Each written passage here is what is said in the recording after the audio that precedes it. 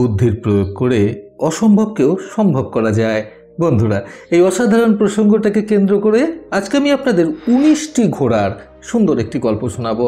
চ্যানেলে নতুন হলে সাবস্ক্রাইব করতে ভুলবেন না এবং অবশ্যই গল্পটি ভালো লাগলে একটা লাইক আশা করব। সঙ্গে থাকুন ভিডিও শেষ পর্যন্ত।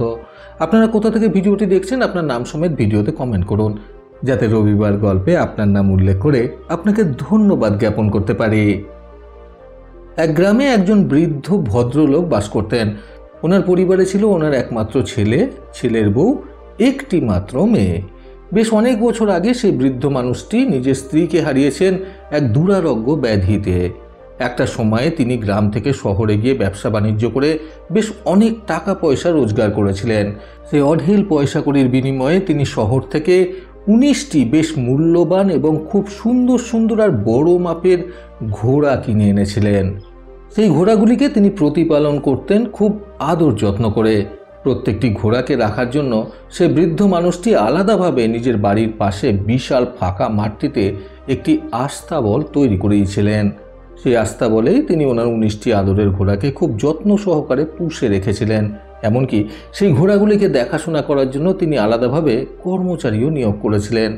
একদিন হঠাৎই সেই বৃদ্ধ মানুষটি হৃদরোগে আক্রান্ত হয়ে পড়েন।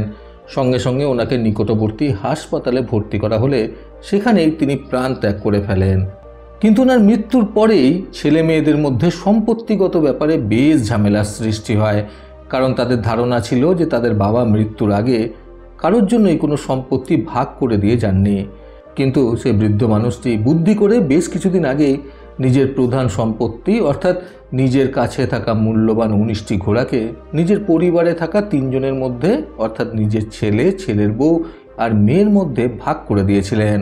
কারণ বেশ কিছুদিন যাবৎ তিনি বেশ অসুস্থ বোধ করছিলেন, যেটা তিনি বাড়ির কাউকে আলাদাভাবে কিছু জানাননি।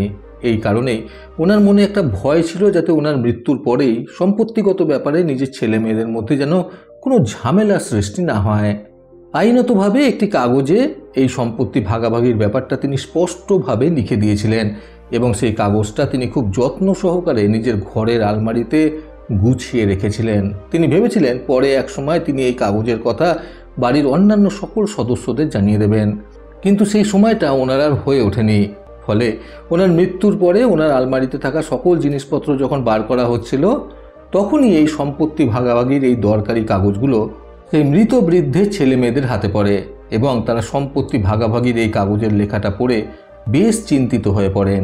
কারণ সেখানে লেখা ছিল সেই বৃদ্ধের কাছে থাকা 19টি মূল্যবান ঘোড়ার মধ্যে অর্ধেক ভাগটা দেওয়া হবে ওনার ছেলেকে, 1/4 দেওয়া হবে নিজের মেয়েকে এবং বাকি অংশের 1/5 দেওয়া হবে ছেলের বউকে। এই ধরনের ভাগাভাগি দেখে সেই বৃদ্ধের সন্তানেরা প্রত্যেকেই বেশ অস্বস্তিতে পড়ে যায়। কারণ তারা বুঝে উঠতে পারছিল না যে আসলেই কার ভাগে কটা করে ঘোড়া পড়েছে। ঘোড়ার সংখ্যা ছিল 19টি। সেই ক্ষেত্রে ছেলেকে এই 19টি ঘোড়ার মধ্যে থেকে অর্ধেকটা দিতে হলে একটি ঘোড়াকে মধ্যিখান থেকে ভাগ করতে হবে, যার ফলে একটি ঘোড়া মারা যাবে। আর শুধুমাত্র একটি ঘোড়াই নয়, মেয়ে এবং ছেলের বউকে ভাগাভাগি করে দিতে গেলে আরও একটি ঘোড়ার মৃত্যু ঘটবে। সম্পত্তি ভাগাভাগির ক্ষেত্রে নিরীহ 2টি ঘোড়াকে মেরে ফেলাটা তারা মোটেও পছন্দ করছিল না। ফলে গ্রামের লোকেদের সাহায্য নেওয়ার জন্য তারা মনস্থির করলো। এরপর গ্রামের লোকেদের কাছে এই সম্পত্তির ভাগাভাগির বিষয়টা গিয়ে তারা বিস্তারিতভাবে জানাতেই গ্রামের লোকেরাও এই বিষয়টা নিয়ে বেশ চিন্তায় পড়ে গেল। কারণ তাদের হিসেবেও এটাই দেখা যাচ্ছিল যে সকলের মধ্যে এই ঘোড়া ভাগ করে দিতে হলে 2টো ঘোড়াকে মাঝখান থেকে কেটে অর্ধেক করতে হলে অতি সহজেই 2টি ঘোড়ার প্রাণ চলে যাবে। অনেক ভাবনা চিন্তা করার পরেও গ্রামের লোকেরাও স্থির করে উঠতে পারল না যে আসলেই কাকে কতটা পরিমাণে সম্পত্তি দেওয়া হবে। ফলে তারা এই বিষয়টা নিয়ে গ্রামের প্রধানের নিকটস্থ হওয়ার কথা চিন্তা করল। সকলের পরিকল্পনা অনুযায়ী শেষ পর্যন্ত সেটাই স্থির করা হলো। সবাই এটা ঠিক করলো যে এই বিষয়টাকে মিটমাট করার জন্য গ্রামের প্রধানকে ডেকে পাঠানো হবে এই মৃত বৃদ্ধ মানুষটির বাড়িতে। সকলের ডাকে প্রধান মশাই এই ব্যাপারটা মীমাংসা করতে আসতে বাধ্য হলেন। বাড়ি থেকে এতটা পথ তিনি নিজের কাছে থাকা একটি ঘোড়ায় চড়ে এসেছিলেন। সেখানে আসার পর সকল গ্রামবাসীদের মুখ থেকে সমস্ত ঘটনা বিস্তারিতভাবে শোনার পর গ্রামের প্রধান কিছুক্ষণ মাথা নিচু করে কিছু একটা চিন্তা ভাবনা করতে লাগলেন। তারপরে তিনি সকলকে অর্থাৎ সেই মৃত বৃদ্ধ ব্যক্তিটির ছেলে, মেয়ে এবং ছেলের বউকে উদ্দেশ্য করে বললেন, আপনাদের বাবা আপনাদের জন্য 19টি ঘোড়া রেখে গিয়েছেন এবং এই 19টি ঘোড়াকে ওনার বলে দেওয়া কথা মতো 3টে ভাগ করে দিতে বলেছেন। 19টা ঘোড়াকে ওনার বলার মতো 3টে ভাগে ভাগ করাটা ভীষণই কঠিন একটা কাজ, কারণ এইভাবে 19টি ঘোড়াকে 3টে ভাগে ভাগাভাগি করতে হলে একটি বা দুটি ঘোড়ার মৃত্যু হতে পারে, যেটা আমরা সকলেই জানি। ফলে আমি আমার কাছে থাকা এই ঘোড়াটি, অর্থাৎ যেটাতে চড়ে আমি এখানে এসেছি, সেই ঘোড়াটি আপনাদের মধ্যে দিয়ে দিতে চাই। তাহলে মোট ঘোড়ার সংখ্যা হলো 20টি। এবারে আপনারা এই 20টি ঘোড়াকে আপনাদের বাবার বলে দেওয়া কথা মতো নিজেদের মধ্যে ভাগাভাগি করে নিন। গ্রামের প্রধানের এই ধরনের কথা শুনে সকলেই অবাক হয়ে যায়।